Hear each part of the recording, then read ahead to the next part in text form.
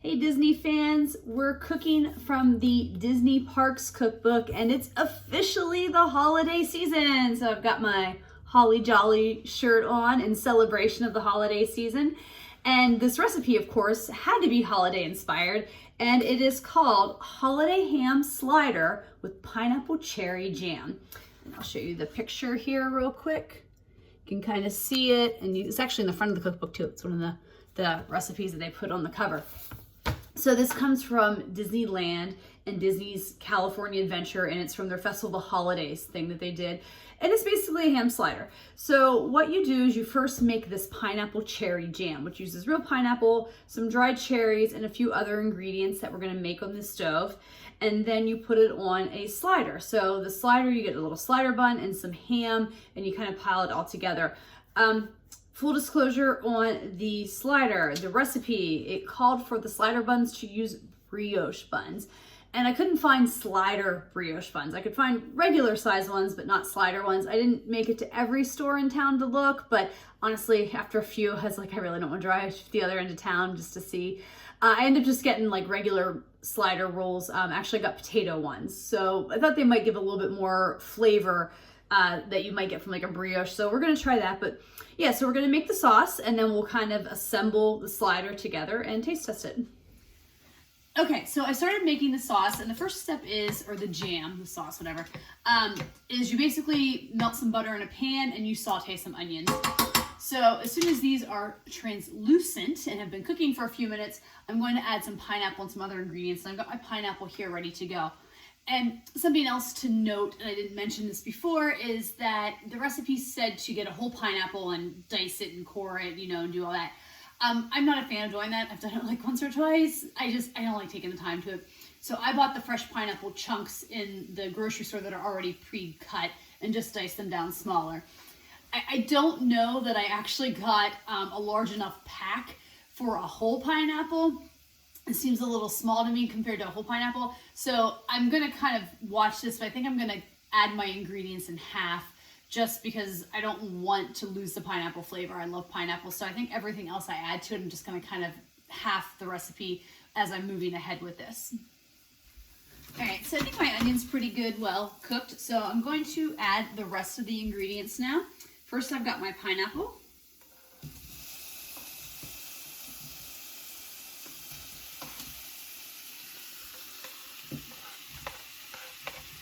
Pineapple overboard.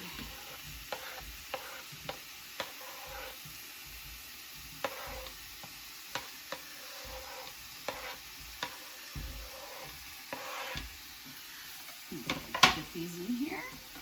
Give it a good stir. Alright, I've got just a couple other ingredients here I'm going to add.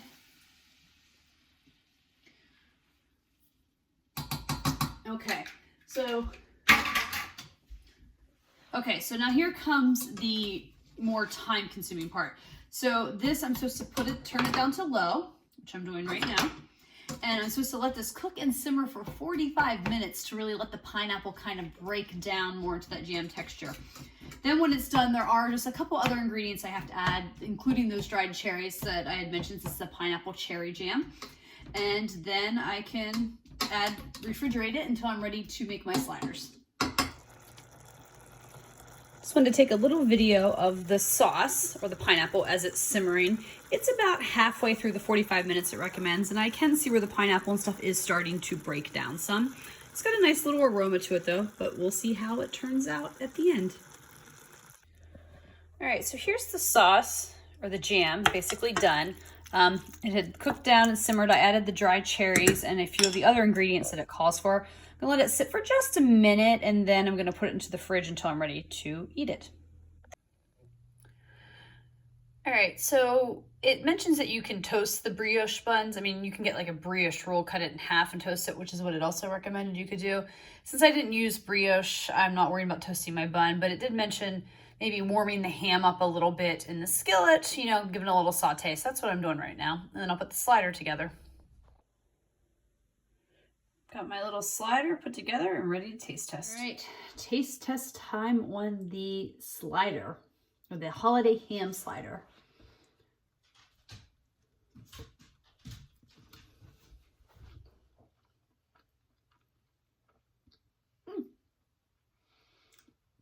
that's not bad. I mean, I like ham and pineapple together.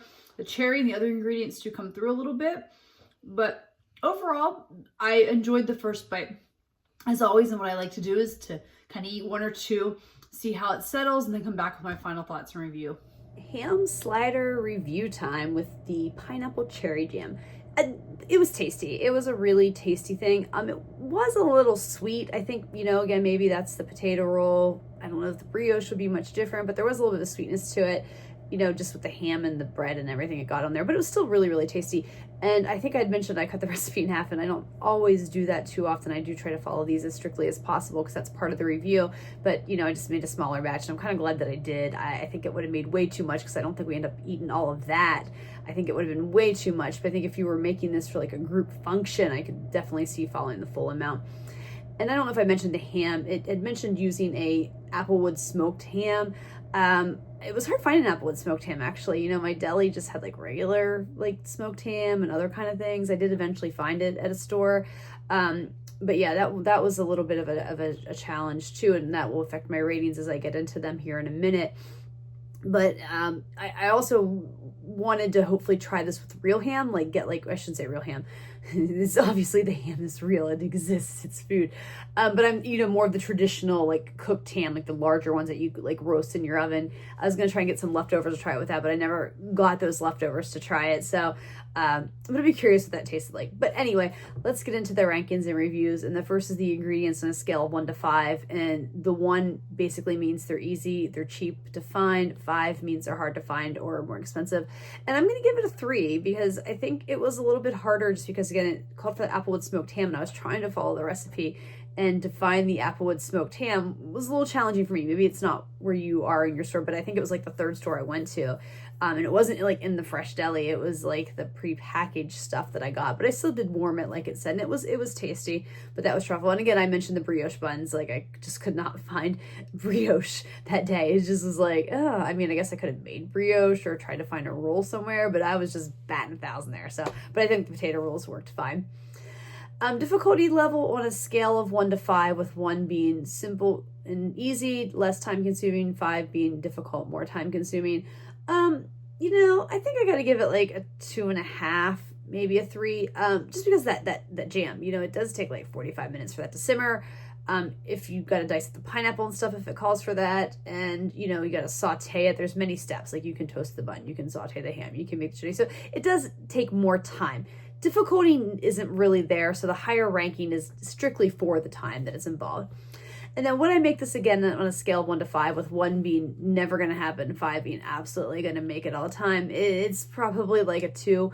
Again, it wasn't bad. It was enjoyable, but I don't know if it's something I liked so much that I would go make it. And again, it made quite a few bits. So it's like one of those things, like maybe if I'm going to be serving something at a function, like a holiday function, like a big get together, and I'm looking for something different, I could see, okay, maybe I could do this with the sliders and stuff. But I would maybe go a little light in jam because a little bit goes a long way because the sweetness and stuff like that. So it's highly unlikely. I'm one of those, if you've watched any previous videos, like never say never type person for the most part, but this one's pretty highly unlikely I'll make it again. But again, it's like most of these things, I think it was worth trying once and I did enjoy it.